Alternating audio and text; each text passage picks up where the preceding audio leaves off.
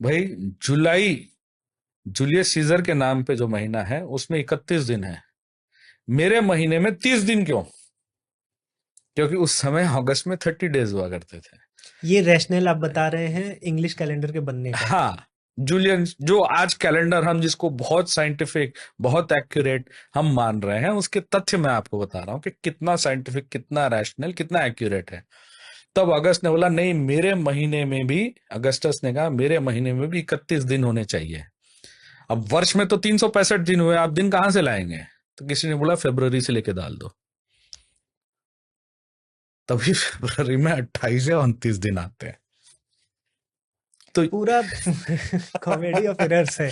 बिल्कुल, मैं वही तो कह रहा हूं, हम पब्लिक को इसके बारे में कुछ नहीं पता और हम ये कहते हैं कि ये कैलेंडर कहीं की ईंट कहीं का रोड़ा, ये एक्यूरेट है। अब वापस आएंगे इस पे बिल्कुल। क्योंकि आप हमें ये तो तो पता चल गया कि हम कितना, प्रेजेंट में आ गए, बैकग्राउंड इनटू बैकग्राउंड चले गए। हाँ, कितना अनसाइंटिफिक जी, है जी, इंग्लिश ग्रेगोरियन कैलेंडर। हम आज की बात कर रहे हैं जी, कि पौष शुक्ल अष्टमी है जी, आज। बिल्कुल, तो इससे मुझे विज्ञान बताइए कि बिल्कुल। हिंदू पंचांग का क्या है। तो आप सबसे पहले ले लीजिए अष्टमी तिथि। जैसे मैंने कहा 25 से आपको कुछ नहीं पता चलता। हमारी तिथि का कॉन्सेप्ट अब आप समझिए। जब हम कहते हैं अष्टमी, तो इससे आपको यह पता चलेगा कि चंद्र और सूर्य के बीच में डिस्टेंस कितना है। अच्छा। ठीक है। अष्टमी माने आप ब्लाइंडली ये कह सकते हैं कि 8 × 12 96 मून सन से बिटवीन 84 डिग्रीज टू 96 डिग्रीज के डिस्टेंस में रहेगा। ब्लाइंडली आप बोल सकते हैं और आप आकाश में जाके चेक कर सकते हैं, कोई भी एस्ट्रोनॉमी सॉफ्टवेयर लेके चेक कर सकते हैं। मून आपको 84 से 96 डिग्रीज के बीच में ही मिलेगा। इतना एक्यूरेट हमारा कैलेंडर है, आपको इतनी इंफॉर्मेशन दे रहा है। ठीक है। दूसरा शुक्ल। शुक्ल, this signifies the phase of the moon, waxing phase और वेनिंग फेज। वेनिंग फेज को हम कृष्ण कहते हैं और वैक्सिंग फेज को शुक्ल कहते हैं। ठीक है। अभी और ज्यादा अचंभित आपको करेगा महीने का नाम। इसको पौष क्यों कहते हैं, या इससे हमको क्या वैज्ञानिक जानकारी मिलती है? इससे आपको ये जानकारी मिलती है कि इस महीने की, पौष महीने की जब पूर्णिमा आएगी, इसके सबसे निकट पुष्य नक्षत्र होगा, इसलिए पौष। इसलिए पौष। तो आपने एक तरफ देखा ग्रेगोरियन कैलेंडर या जूलियन कैलेंडर में महीनों के नाम कैसे दिए हुए हैं।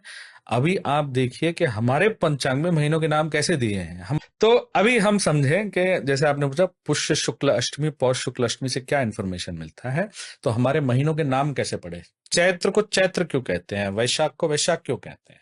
तो इसका नेमिंग कन्वेंशन ये है कि जिस महीने में जब जब भी पूर्णिमा आएगी, उसके निकटतम नक्षत्र कौन सा रहेगा।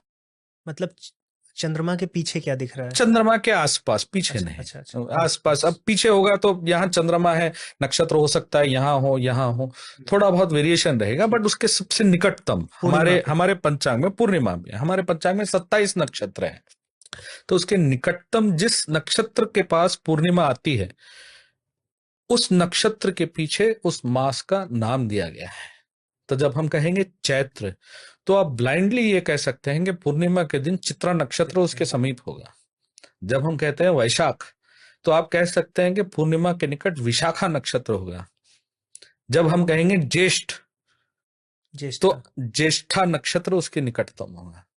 तो आप साइंस देखिए, दिसंबर में आपको कुछ नहीं पता चलता, 12th मंथ को आप 10th बोलते हैं, और यहाँ पे जब आप पौष कह रहे हैं, आप आंख बंद करके बता सकते हैं कि पूर्णिमा के दिन पुष्य नक्षत्र इसके पास होगा। मतलब अगर हमारे बच्चे केवल हिंदू पंचांग ही यूज करें बिल्कुल, तो साइंटिस्ट एक साइंटिफिक माइंडसेट रहेगा बिल्कुल, उनका। वही तो है। इसीलिए तो हम, मेरा तो यह मानना है कि पंचांग की स्टडी भारत के हर विद्यालय में, हर स्कूल में इंस्टीट्यूट होनी चाहिए। तभी छात्रों को पता चलेगा, एक, कि हमारा पंचांग के पीछे, हमारे पंचांग के पीछे कितना विज्ञान है, कितना गणित है।